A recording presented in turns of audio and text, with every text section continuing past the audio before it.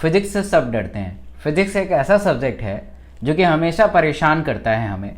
Physics एक ऐसा subject है जिस पे बिलीव नहीं आता, जिस पे ट्रस्ट नहीं हो पाता है, जिसे हम कितना भी पढ़ लें उसमें एक कॉन्फिडेंस डेवलप नहीं हो पाता है। अगर ऐसा है तो ये वीडियो को लास्ट तक देखिएगा। मैं दावे के साथ कहना चाहूँगा कि अगर आपने इस वीडियो को देख लिया और देखने के बाद इसे अमल कर लिया तो मेरा दावा है कि फिजिक्स से आप प्यार कर बैठेंगे, फिजिक्स अच्छा लगने लगेगा, फिजिक्स में कॉन्फिडेंस आने लगेगा और आप बहुत अच्छा नीट के अंदर करेंगे।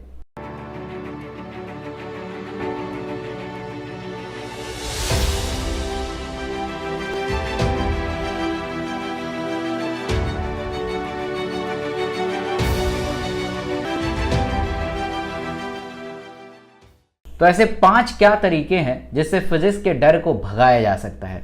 ये वीडियो पूरे स्टडीड करके, बहुत सारे रैंकर के इंटरव्यू लेके, एक कंपाइल करके विद इन 5 to 7 मिनट्स में निपटाने की कोशिश की गई है ताकि इसको आप इम्प्लीमेंट करें और अपने स्टडी में बेहतर करें। द फर्स्ट मंत्रास कि आप अपने सिलेबस के कंप्लीशन के रेट को रिकॉग्नाइज करें और उसे फिक्स करें। कहने का अर्थ ये है कि आपको पता होना चाहिए कि मेरा सिलेबस कब तक ख़त्म होने वाला है, मैंने अभी क्या किया है, कितना बाकी है, और उसका रिकॉर्ड रखें कि मैंने एक सप्ताह में कितना पढ़ा है और इसी गति से पढ़ता रहूँगा तो पूरे मंथ में कितना पढ़ पाऊँगा, और अगर इसी गति से पढ़ूंगा तो मेरा सिलेबस कब तक कंप्लीट हो जाएगा। इसको ट्रैक रखना बहुत ज़रूरी है। सेकेंड मंत्र ये है कि आपको अपने सिलेबस को पूरे 11th और 12th को फरवरी और मार्च के एंड तक ख़त्म कर लेना है। टारगेट बनाइए कि मुझे फरवरी तक क्लास 11th और 12th के सारी कंसेप्ट, सारे सिलेबस को कंप्लीट कर लेना है। अगर फरवरी में ना है तो मिड मार्च तक, मतलब एक डेडलाइन बना दीजिए कि मुझे डेडलाइन है कि मुझे मिड मार्च तक कैसे भी अपने कोर्स को ख़त्म कर देना है, चाहे कुछ भी हो जाए। तो ऐसे टारगेट लेके और अभी की सिनेरियो को मैच करेंगे तो देखिए कि आपके पास कितना समय लैगिंग है, कितना समय है आपके पास, और आपकी गति क्या है, पढ़ने की स्पीड क्या है। क्या आप उसी स्पीड से पढ़ते रहेंगे तो आपका सिलेबस फरवरी तक ख़त्म हो पाएगा, या आपकी स्पीड को बढ़ाने की ज़रूरत है, या आपको फिजिक्स को ज़्यादा टाइम देने की ज़रूरत है। एक चीज़ याद रखिएगा, ये मंत्र है कि आप किसी भी सब्जेक्ट पे अगर ज़्यादा टाइम दे देंगे वो सब्जेक्ट अपने आप में ही इम्प्रूव हो जाएगा। बट ज़्यादा देने का मतलब ये नहीं होता कि आप सिर्फ और सिर्फ फिजिक्स पे ही पढ़ते रहे, सिर्फ और सिर्फ केमिस्ट्री ही पढ़ते रहे, बाकी सबको छोड़ दें। ऐसा करना बहुत गलत हो सकता है, इसलिए आपको हर सब्जेक्ट को इक्वल टाइम देना बहुत ज़रूरी है।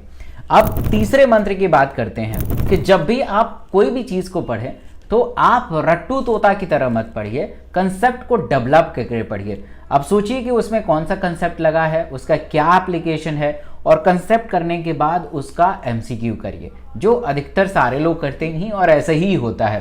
तो जब भी आप कोई नया चैप्टर पढ़ रहे हैं, लेट सपोज आपने पहली बार ग्रेविटेशन पढ़ा है या आपके टीचर ने ग्रेविटेशन पढ़ाया है और आप रिवाइज कर रहे हैं, तो ग्रेविटेशन के जो उनके नोट्स हैं या डेरिवेशन है, जो भी आप जहाँ से पढ़ा है वो सही से अंडरस्टैंड करिए और फिर उससे रिलेटेड 50 या 100 एमसीक्यू करिए।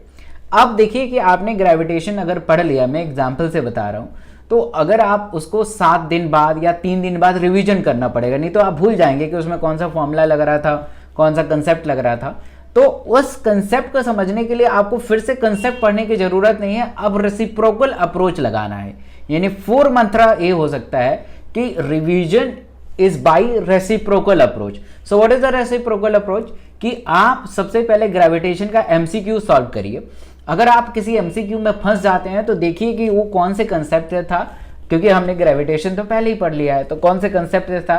तो ऐसे रेसिप्रोकल अप्रोच करना है। शुरुआती दौर में आप पहले कंसेप्ट पढ़ेंगे, फिर एमसीक्यू लगाएंगे। जब आप रिवीजन करेंगे तो ऐसे रिवीजन नहीं करना है कि आपने कंसेप्ट को करा फिर से एमसीक्यू कर लिया, तो वो एक मोनोपॉली डेवलप हो जाएगा, उससे आपकी एक्सेलेंस डेवलप नहीं हो पाएगी, है ना। ब्रेन पे ज़्यादा जोर नहीं पड़ेगा, ब्रेन नया चीज़ कर नहीं पाएगा। इसलिए जब भी आप रिवीजन करें तो reciprocal approach, R for revision, R for reciprocal approach अपनाइए कि एमसीक्यू करिए और देखिए अगर कोई क्वेश्चन नहीं आता है तो उसका कौन सा कंसेप्ट है उस पर आपको फोकस करना है। 5वां मंत्राज ये है कि आपको जब आपके जो कोर्स हैं एटलीस्ट 50% अगर हो जाए या 50 to 70% हो जाए तो स्टार्ट डूइंग पीवाईक्यू।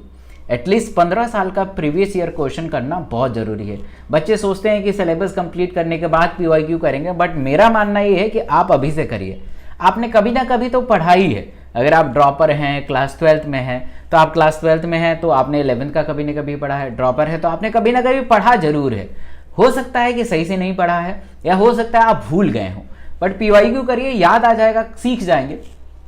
तो आप ये करिए कि जैसे 15 साल के जितने भी प्रीवियस ईयर के क्वेश्चंस हैं, हर क्वेश्चन में कौन कौन से फॉर्मूले यूज किए जाते हैं, एक अलग से नोटबुक बनाइए और एक फॉर्मूला शीट बना लीजिए कि 2019 में पहले क्वेश्चन में ये फॉर्मूला यूज किया गया था, 2019 में दूसरे क्वेश्चन में ये फॉर्मूला यूज किया गया था, तीसरे को में ये फॉर्मूला यूज किया था, 2020 में फर्स्ट क्वेश्चन में ये फॉर्मूला यूज किया था। अगर आप 15 साल का फॉर्मूला शीट बना लेंगे ना, तो मेरा दावा है कि उसी में से क्वेश्चन आएगा। देखिए, क्वेश्चन नया बनाते जरूर हैं, बट कंसेप्ट वही रहता है, चीज़ें वही रहती हैं। तो इसका इस्तेमाल करके अपने फिजिक्स में एक्सीलेंस हासिल कर सकते हैं, और फिजिक्स में आप डरेंगे नहीं, आप बेहतर कर सकते हैं। पहली दफ़ा इस चैनल में आए हैं तो इस चैनल को जरूर सब्सक्राइब करना चाहिए, जो रेड कलर का बटन है उसे दबा दीजिए, और मुझे कमेंट करके बताइए कि इन 5 मंत्राज में से आप अभी कौन से मंत्र का इस्तेमाल कर रहे हैं, ताकि मैं देखना चाहता हूं कि आपकी गति क्या है, स्पीड क्या है। और इस वीडियो को अपने दोस्तों के साथ शेयर करना चाहिए जो बच्चे फिजिक्स से डरते हों। Thank you so much.